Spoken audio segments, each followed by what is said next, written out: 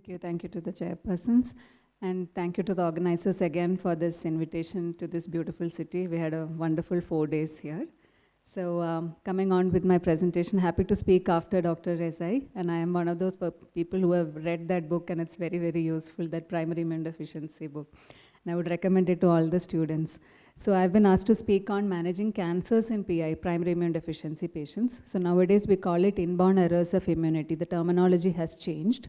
And overall in this group, this is one group of patients where the incidence of malignancies is higher than in general population. So around 4 to 25% estimated risk of malignancies in these patients. And in patients who have inborn errors of immunity, after infections, this is the second most common cause of death. So that is again one reason why we should be knowing and treating these malignancies at the earliest.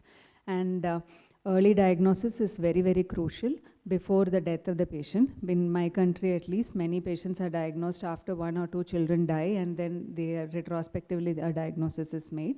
And many children are diagnosed even after an organ damage sets in. For example, like a bronchiectasis sets in, or a patient who comes in with a sclerosing cholangitis, etc. So again, these things are very, very crucial, because once organ damage sets in, again, the possibility of a curative treatment comes down significantly. So these were briefly mentioned earlier also. So this is the current classification of inborn errors of immunity. This was recently updated in 2022, and around, like Dr. Rezai said, around 500 disorders now, and that's a huge group of disorders. And as the numbers of diseases increase, the prevalence in a community is actually coming down.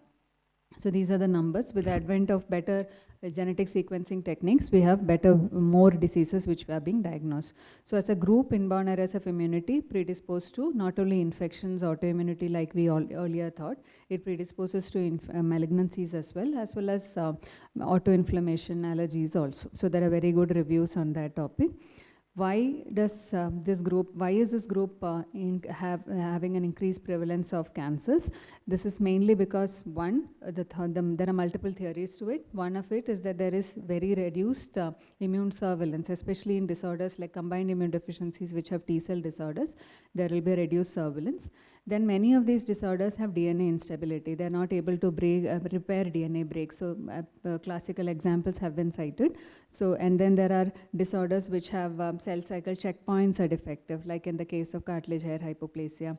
Patients, many of them have chronic infections, so it's just one infection after the other, or many of them are unable to clear an infection. Like an EBV comes in, you're not unable to clear it at all. So this chronic infection, viremia, results in inflammation, and that also has been thought to be a reason for malignancies. So when we look at chronic infections as such, it predisposes to 2 different things. One is lymphoma and another one is carcinoma. So especially if you have luminal antibody deficiencies, these children have increased risk of gut cancers, as well as it could be gastric cancer, it could be maltomas. All these infections, all these malignancies have been reported. And especially infections are our EBV, HHV, HTLV, the usual oncogenic viruses have been implicated in this. And again, this kind of chronic infections are mainly noted in B antibody deficiencies. So these is the whole group of inborn errors of immunity. If you look at that IUIs and what is the cancer which has been reported against it. So most of the antibody deficiencies, like I said, have lymphomas or cancers. See, carcinomas reported. Then marrow failure syndromes also come under the IUIs now. So again, that we know already, that MDS, AMLs, as well as squamous cell carcinomas, head and neck, as well as urogenital, have been known to occur in these patients. So we'll see a bit of it. So once you start treating this, what do we need to know is, whenever we have a patient with 2 diseases, like an underlying monogenic cause, and on top of that there is a cancer, we need to know what is the compartment of immunodeficiency which is there. Is it just a B? Is there a component of innate immune defect also in that disorder? This we need to know, because we need to target our infection prophylaxis accordingly. 2, we need to know the radiosensitivity of the disease, because many of our cancer surveillance or cancer treatment would have a lot of CT, PET CTs involved in this. So that also we need to know, and especially if it is transplant, many malignant transplants, leukemia transplants would have TBI as part of it. So this we need to know prior to planning the treatment of this patient. And many of the radiosensitivities, we already know whether this disease has radiosensitivity or not, but if there are ways of finding it out also in case we have a new mutation. Now the main issues that we face are one, infections. So as it is, we know during cancer there is neutropenia, cancer treatment there is neutropenia, and the neutropenia related infections will be there. In addition to that, we need to be taking care of the original immunodeficiency part of it as well. Then second is treatment toxicity. Many of these children would not handle chemotherapy or radiotherapy the way our usual patients would. So that again, we need to know what is the disease and then plan the treatment accordingly. Very, very important to survey for second malignancy. So even if we get this child out of the first malignancy, there is a lifelong risk for second malignancy. So that would be there in addition to whatever the risk was there earlier prior to the cancer treatment. Then many disorders would require transplant as an option. In some, the transplant would cure both the immunodeficiency as well as the cancer, but in many, there would be other non-hematopoietic features which the transplant will not take care of. And in many, transplant is not an option at all because they will not be able to, that will not cure the underlying immunodeficiency at all. So this also we need to know. And with the advent of a lot of immunotherapeutic agents, that may be a better option to get the cancer under remission than give up traditional chemotherapy, especially like a Hodgkin lymphoma. It might be better to use brentuximab, or if you have a leukemia, maybe blinatumomab, etc. So when we look at two main categories today. One is the B antibody group, which again has lymphoma, carcinomas under it. So these are the groups of disorders, the selective IgA, the X-linked A gamma globulinemia, CVID patients, ataxia, they have lymphopenia also as part of their disorder. So like here, there is infections and defective mucosal immunity definitely. So they have lifelong risk of bronchiectasis, H. pylori infections, patients with diarrhea, etc. They come in. They have a lot of allergies on board. In addition to that, malignancies, especially lymphomas, and again, this would be non-Hodgkin lymphoma usually, and gastric cancers are also known to occur. And ataxia, these are the manifestations. Just to note that in this, all of these don't appear on a single day in an ataxic patient. So many a times when the patient is coming to us with a, for example, a patient coming in with an infection, or if a patient is coming in with a malignancy also, many a times that neurological features and the telangiectasia may not be obvious at that time. So it needs to be a very careful history taking, very careful family history to make an underlying diagnosis also. The child could be just a little clumsy and we may not even notice that, and we end up finally when the treatment only we'll get to know. So this is a child with ataxia with Hodgkin lymphoma. So like you see the timeline, he was diagnosed around 3 years of age with the following recurrent infections and clumsiness, etc. And the neurological symptoms have worsened as expected in 80. It has just worsened over time. He's still very ataxic and very difficult to walk around, etc.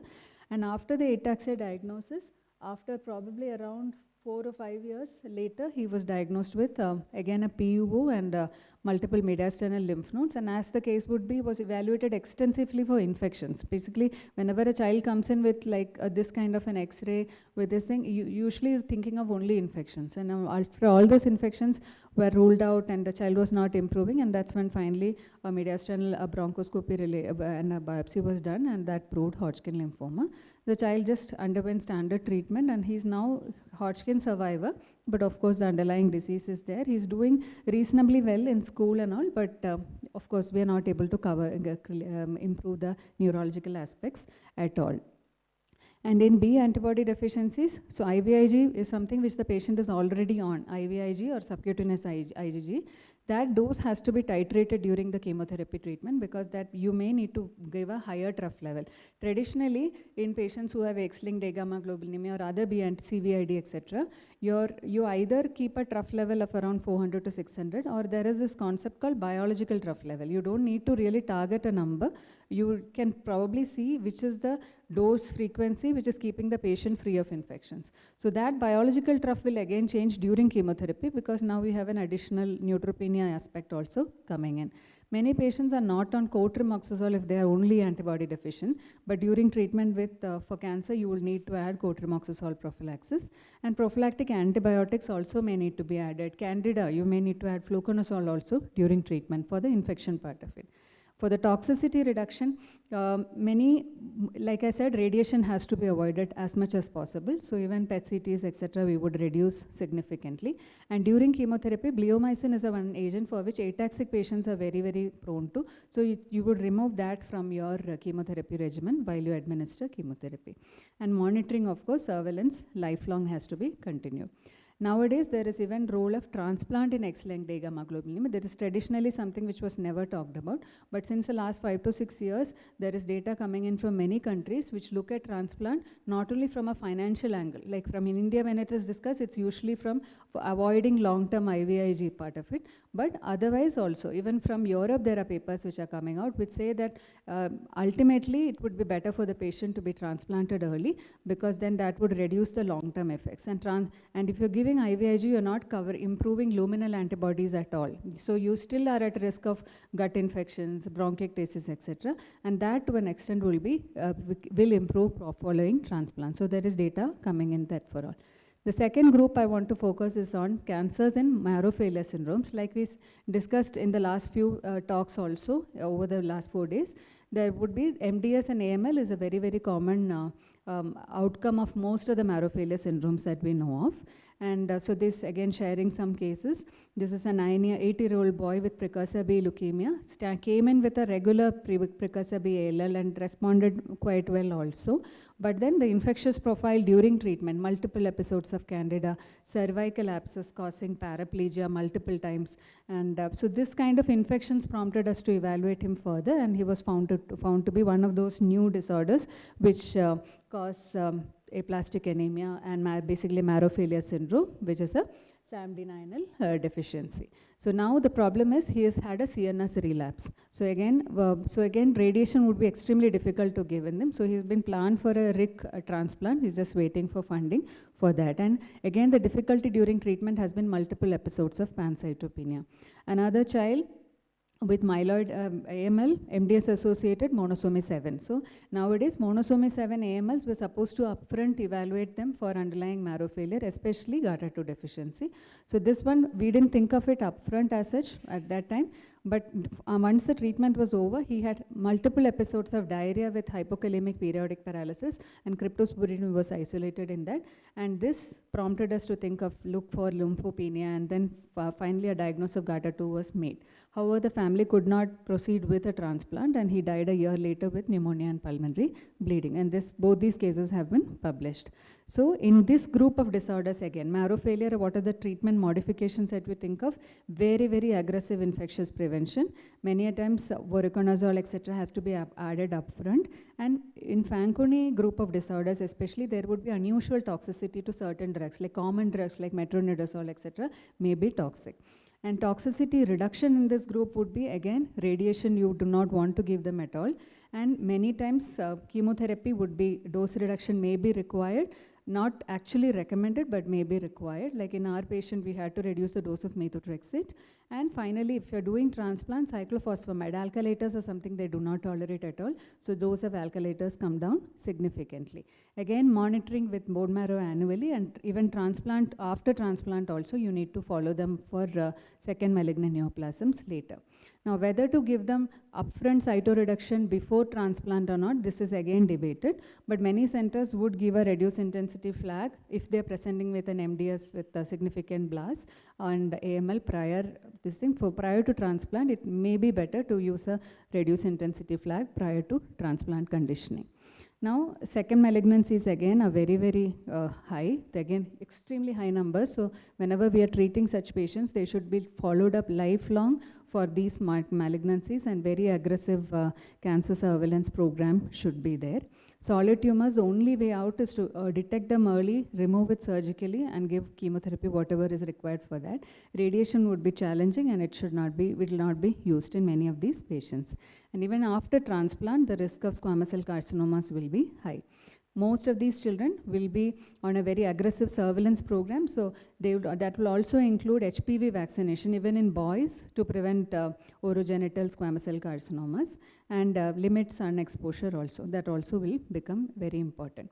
transplant will not cure the non-hematopoietic part of it, but it is still useful for the hematological part of it. So now there are ways of reducing the toxicity of transplant that could be early. You can actually reduce the risk. It is a reduced intensity conditioning anyway, and that also could be and again, the decision to transplant should be made with the family. So we have many families who have refused a transplant because then they know that after transplant also it's not essentially a cure that we are talking about. It is a very aggressive surveillance over the rest of the life that we talk about. So these are the usual agents we do. Nowadays we have reduced intensity as in irradiation-free conditioning protocols that are used, and they have good results. And in a country, especially in low and middle income countries, haplotransplant is a big option if they do not have a matched donor.